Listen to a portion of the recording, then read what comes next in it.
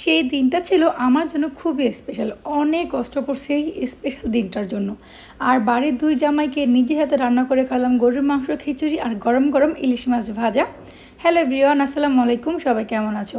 তোমরা অলরেডি জেনে গেছো যে আমি একটা আইফোন কিনেছি, আলহামদুলিল্লাহ। আমি মনে করি আমার জীবন সব কিছুর জন্য আলহামদুলিল্লাহ। আমার অনেক একটা ইচ্ছা ছিল আমি এরকম একটা আনবক্সিং একটা ভিডিও করব। তো ফাইনালি সেই ইচ্ছাটা পূরণ হইলো। তো ফাইনালি আমি একটা ফোন নিয়ে নিলাম, আলহামদুলিল্লাহ আলহামদুলিল্লাহ। তো দেখো এদিকে তো আব্বু হঠাৎ করে ফোনটা বললো যে তাড়াতাড়ি আসো, ফোনটাকে আনবক্সিং করো, দেন কী কী সেটিং করতে হবে সেগুলো করতে হইব। আর ফোনটা আনা হয়েছে মালয়েশিয়া থেকে। অনেকে আমাকে জিজ্ঞাসা করছিল ফোনটা কতটা কিনছো, হ্যান ত্যান। যে কতটা কিনছি এটা নাই বললাম, কারণ এটা হচ্ছে এটা অন্যরকমই একটা ব্যাপার। তো যাই হোক, এটা বেশিরভাগ বলবো আমার আব্বুর জন্য আমার ইচ্ছেটা পূরণ হয়েছে। বাবা মার কাছে তো সন্তান যে ঠিক কতটা দামি বা তাদের চাওয়া পাওয়াটা যে বাবা মার কাছে কতটা দামি সেটা আমি এখন বুঝতে পারলাম, এখন কিসের শুরু থেকেই বুঝতে পারি। দেন আমরা এখন বিকেলে বেরিয়ে বসলাম একটু বাইরে, আমরা যাবো একটু চাষারা, অ্যাকচুয়ালি ডিহেডে যাবো। আর মানে ওয়েদারটা ছিল খুবই মেঘলা মেঘলা। আর তখন ইসকার মধ্যে প্ল্যান করছিলাম আজকে খিচুড়ি রান্না করবো, মানে খিচুড়ি খাবো।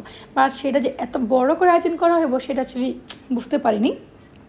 তো ওখানে কিছু কাজ করার পরে মানে ফোনের ব্যাপারে একটু গেছিলাম, ফোনের কাভার কিনতে, ফোনের এটা ওটা করতে। দেন আমি বাসায় আসলাম আর আম্মুকে বললাম যে মা কী রান্না করবো। তা আমি তো জানি ইলিশ মাছের খিচুড়ি রান্না করবো, বাট না দিয়ে বললাম গরুর মাংস দিয়ে খিচুড়ি রান্না করবো। তো যেহেতু আমার বোনেরও মন চাইছে গরুর মাংস দিয়ে খিচুড়ি রান্না করতে, মানে ওর হাজব্যান্ড নাকি কিছু নাকি খাইতে মন চাইছিল। এদিকে তোমাদের ভাই বললো গরুর মাংস দিয়ে ইলিশ মাছের খিচুড়ি।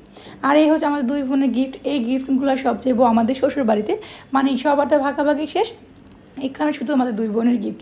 আর আমি যেহেতু বড় মেয়ে, বড় কন্যা, সেই সময় সবসময় একটু গিফট আমিই বেশি পাই। তো দেখো দেখে আমার ছোটো বোন আমার ফোনটা যে রং ঢং করতেছে। এখন তো ভাই ঘরে ঘরে সব এক একটা মডেল, সব এক একটা টিকটকার, আর কি বলবো।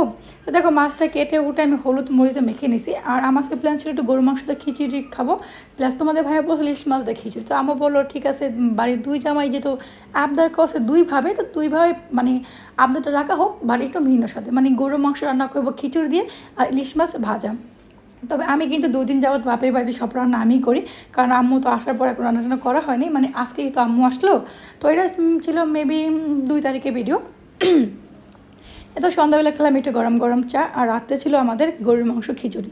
আর বাঙালি বৃষ্টি মানে হচ্ছে ভাই গরম গরম খিচুড়ি, যেটা মনে হয় সব অঞ্চলের থেকে, সব দেশের থেকে আমাদের শরীয়তপুরের মানুষ একটু বেশি খিচুড়ি পছন্দ করে।